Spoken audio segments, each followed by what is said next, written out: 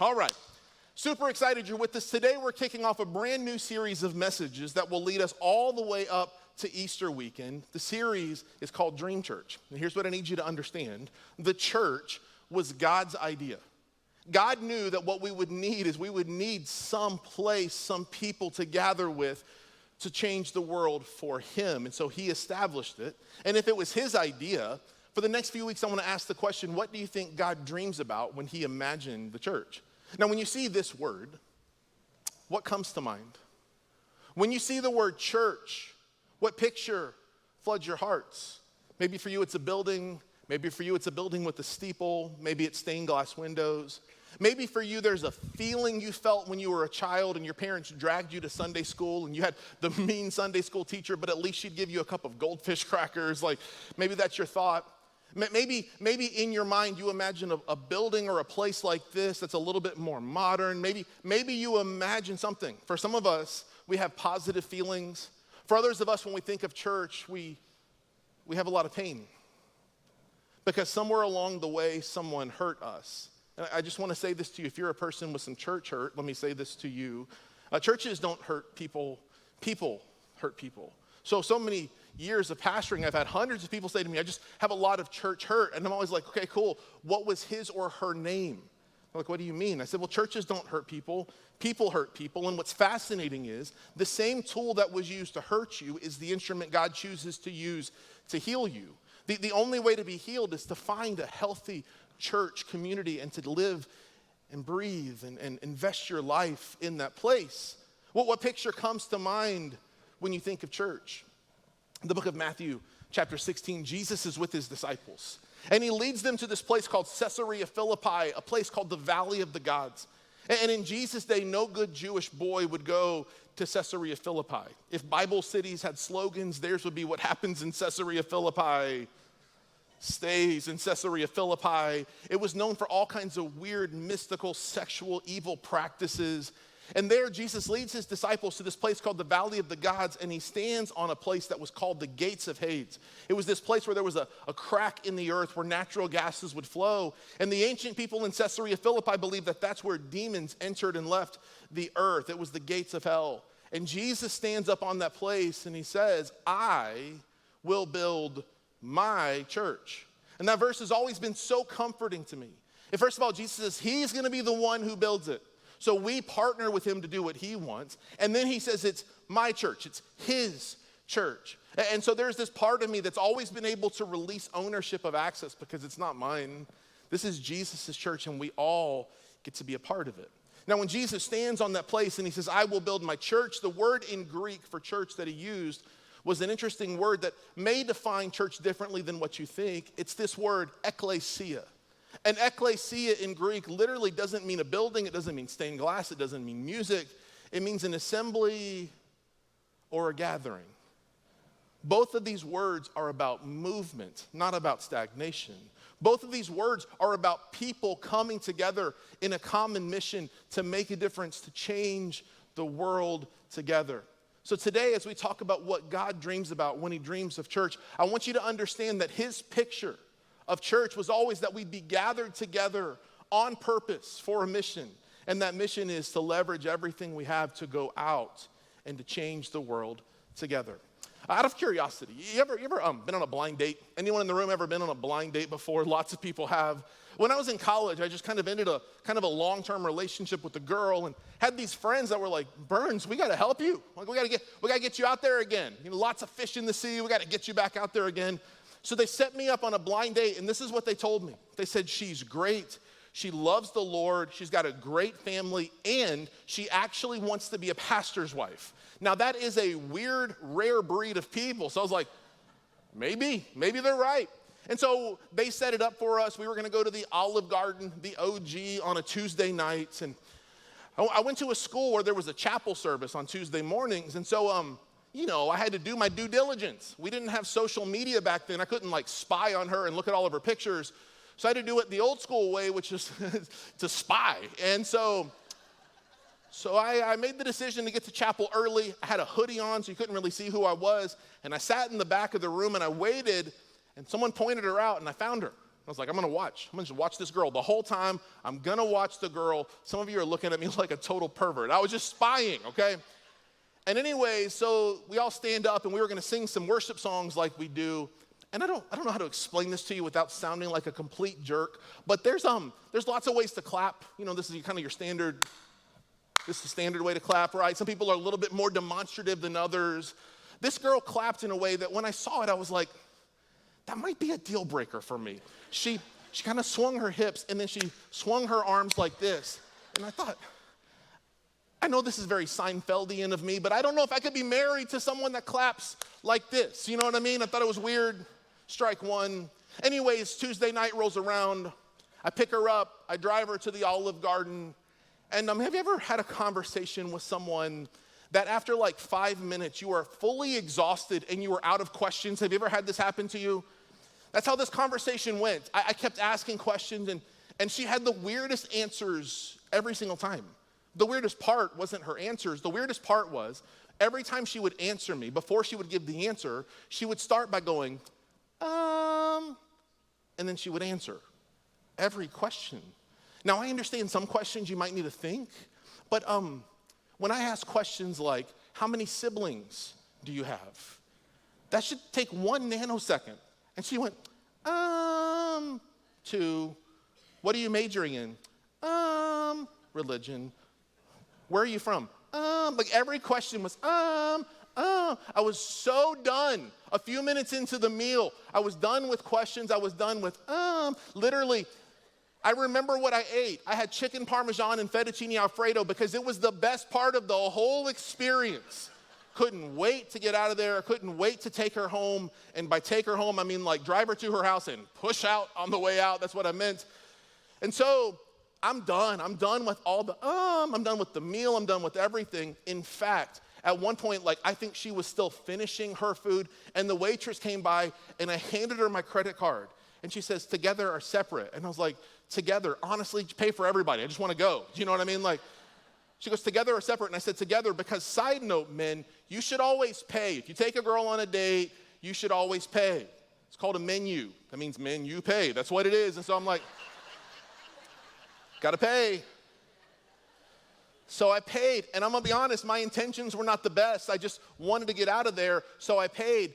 The lady brings back my credit card slip. I signed it so fast, and I started doing that thing that you do. Like we were in a booth, so I started the shuffle of getting myself out of the booth, and I'm like 2 scoots into my shuffle to get out, and this long, lanky arm reaches across the table and grabs my hand, and she goes, wait.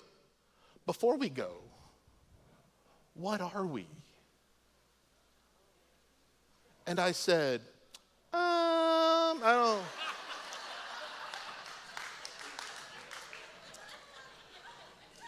We are done with dinner is what we are. We're done, right? What are we? You understand in every relationship there's a moment when you have to define the relationship.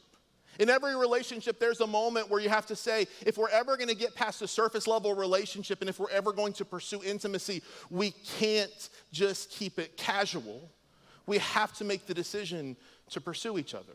When I think about church and when I think about American Christianity, one of the problems I see as I look out is that we as Americans have made Christianity into our personal thing. It's our personal relationship with Jesus. And there's an element of that that is wonderful and true. You need a personal relationship with Jesus. But I also believe that we need what I would call a community relationship, a group relationship, a family relationship, a corporate relationship with Jesus. We were never intended to do all of this on our own. The question I want to ask is if we're going to move from casual to passionate, the question I want to wrestle with today as a church is this: how do we do that? Like, how do we follow Jesus? How do we become a church that when people talk about Access Church, they say, I don't know what it is about them, but those are the most loving, kind, gracious, generous people. They serve relentlessly. They give without abandon. They're just the best people. How do we become that?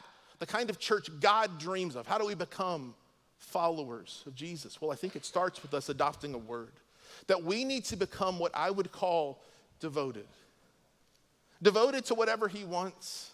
Devoted to his calling. Devoted to following. Devoted to laying down our rights and picking up the responsibility of following him. This is what it looks like to be a follower of Jesus is that we become the most devoted people imaginable. But let's be honest. We live in a selfish world. As you look through the life of Jesus, it's fascinating. Only 5 times in the 4 Gospels does Jesus say, believe in me. 20 different times he uses a different word. It's not just believe in, it's not intellectual. He says, I want you to follow me. In fact, as Jesus was starting his public ministry around the age of 30, look what he says to people. It says this, Matthew 4:18, as Jesus was walking beside the Sea of Galilee, he saw 2 brothers, Simon, called Peter, and his brother Andrew. They were casting a net into the lake, and this is so funny, for they were fishermen. It's like the school of redundancy school. It's like they're fishing because they're fishermen. That's what they do. And then Jesus drops these 3 words on them, life-changing, forever-shattering kinds of words. He says, come, follow me. I want you to leave this place of security and I want you to follow me. Now, what you need to understand is in Jesus' day, if a person was an adult and they were a fisherman, it means that they had dropped out of the education system. At some point, they realized they weren't going to achieve the educational elite levels of some people. So they dropped out and they just fell back into the family business. So for these 2 boys, they're fishermen, and Jesus shows up and he says, come follow me. And then he says, and I will send you out to fish for people. What Jesus does is he takes what they do, fishing, and he says, I have a redemptive idea that will help you to take what you do and use it in a way that will be felt for all of eternity. This is what Jesus does. Now imagine you're at your job tomorrow. You're doing your thing, you're working as hard as you possibly can, and someone shows up and they say, hey, will you follow me? Will you leave your computer? Will you leave your desk job? Will you leave your students? Will you leave and follow after me? Would you do it? Well, that feels weird because you have to push off from your places of security, push off from your salary, off from the places that provide for you. And Jesus does it to this people, and here's what it says. At once, they left their nets and followed him. Like, think about the sacrifice to just leave what they were doing. It says, going on from there, he saw 2 other brothers, James, the son of Zebedee, and if you're looking for a boy name, there's one, James, the son of Zebedee, and his brother John, and they were in a boat with their father Zebedee, preparing their nets. And again, in parentheses, it's because they were fishermen. And Jesus called them. Pause here for a moment. They're literally in the boat with their dad. Are you with me on this? They're fishing with Pops, doing their job. Jesus comes along and he sees the 2 brothers. That's 2 out of the 3 people in the boat. And he's like, will you follow me?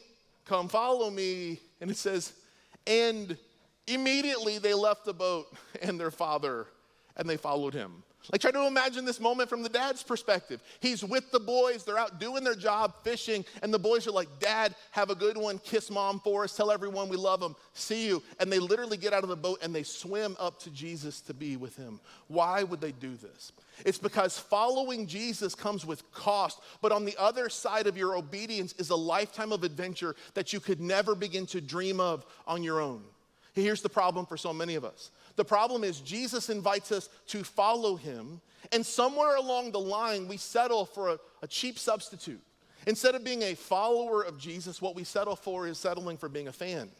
And I'm a fan of all kinds of stuff. I'm a fan of the Dallas Cowboys, and it's been 30 years of misery for me, but I'm a fan of them. I'm a fan of a good meal. I'm a fan of a good concert. I'm a fan of a great movie.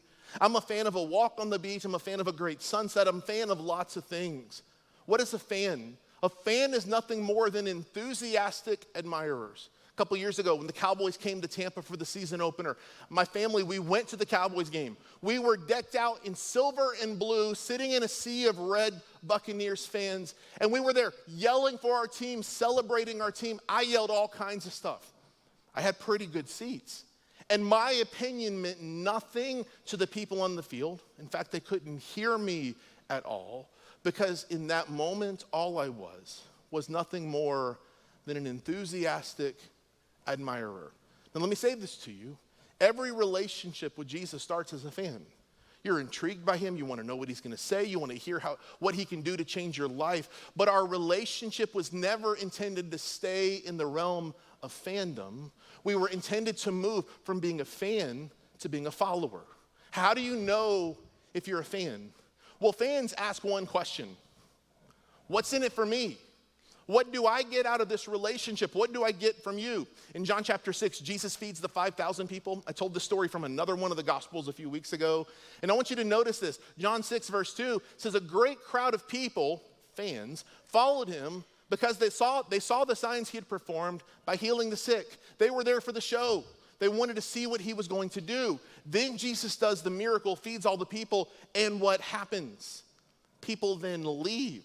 Their bellies are full, they've seen a miracle, they're excited to go tell their family and friends what's happened, but instead of following him, here's what happens. Skip down to verse 66. From this time, many of his disciples turned back and no longer followed him. They got what they wanted, which was something for themselves. And then Jesus responds, he says, you do not want to leave too, do you? He asked the 12. Like, I don't want you to miss this. We were called not just to be a spectator from a distance, but we as a church were called to be fully devoted followers. Not fans, not people who are asking what's in it for me, but people who say, Jesus, what can I bring? How can I serve? How can I be a follower? It seems to me as I read this story that Jesus is so much more concerned about our level of commitment than he is the size of the crowd. You say, what do you mean? Jesus had 12 followers who were with him everywhere, and those 12 people turned the world upside down.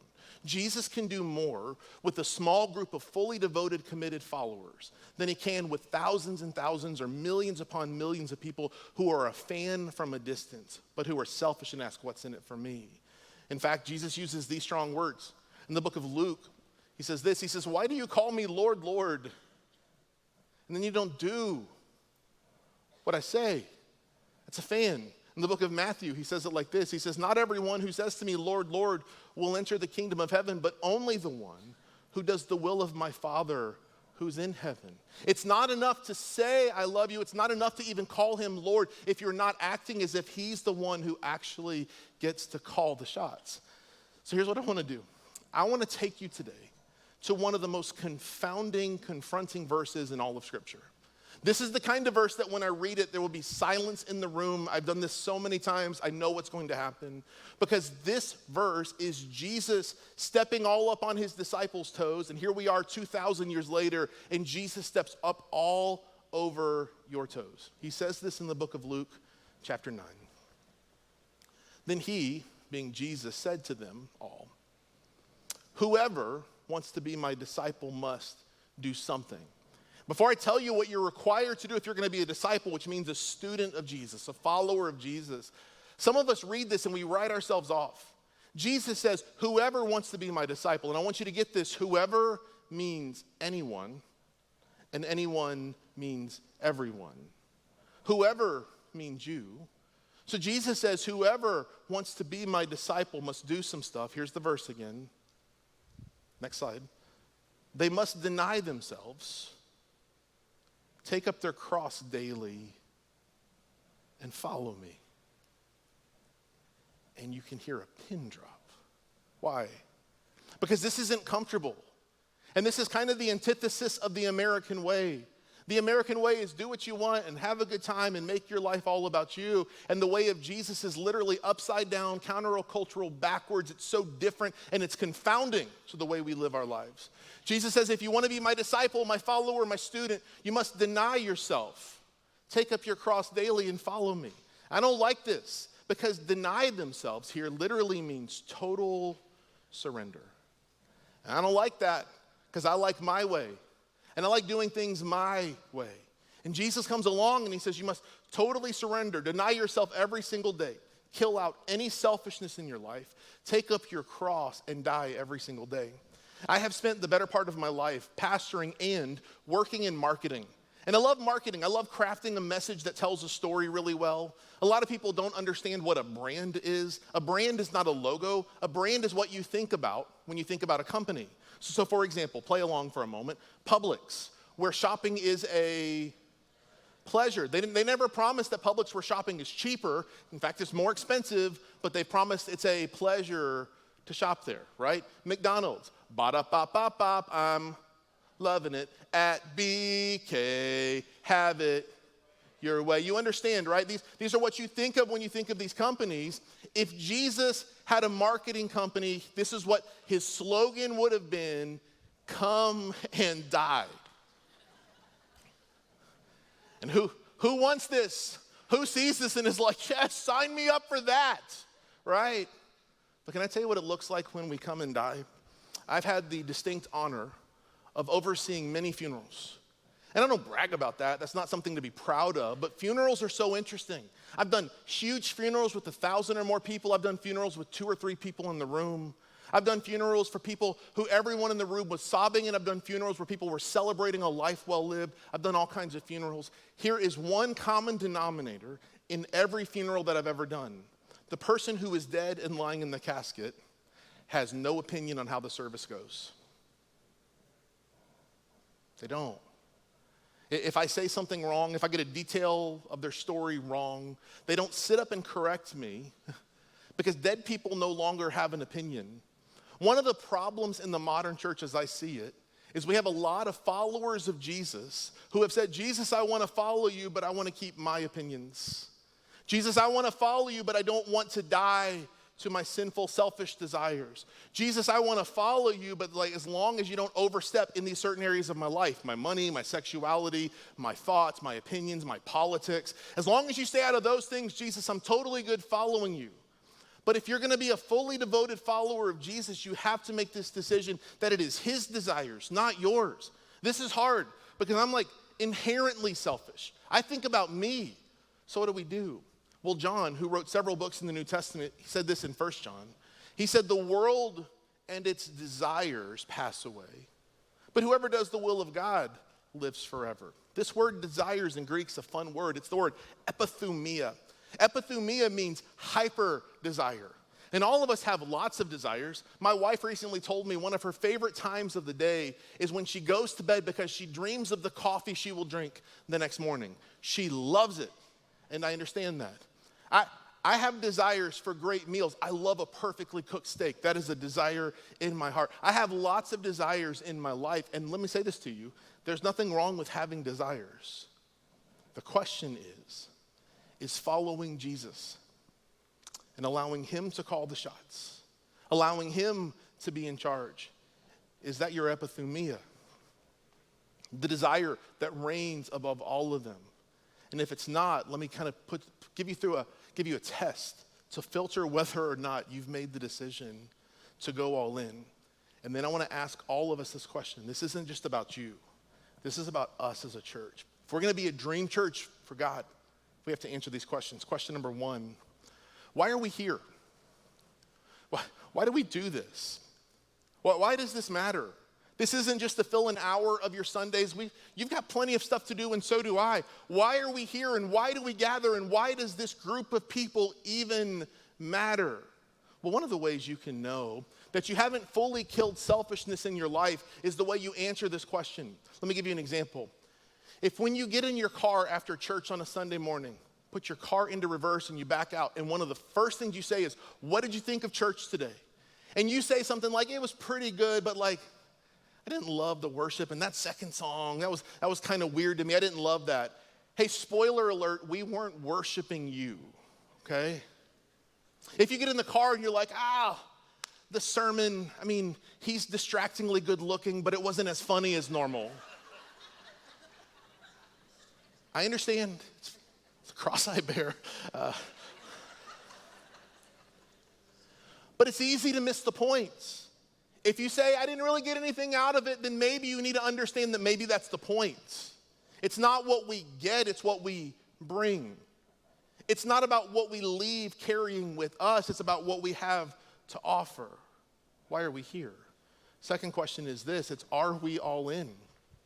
I read a report this week that something like 2/3 of Americans claim to be a Christian in some capacity or another. That number is down from where it was a generation before. 64% of Americans claim to be some sort of a follower of Jesus. But if you were to survey the world and actually do it, and ask questions like, well, how's it going in church attendance? How's it going in giving? How's it going in serving others? How's it going in spending time in God's word? The number would just plummet underneath you, free fall. I think a lot of people think, well, I was born in America, therefore I'm a Christian. My parents were good church-going people, therefore I am one. But we're not. Thomas Jefferson, one of our founding fathers, famously had something he did called the Jefferson Bible. I don't know if you've heard of this before, but you can look it up on your own. He literally took the Bible and using a marker or a knife, he cut out the parts of the Bible that he disagreed with.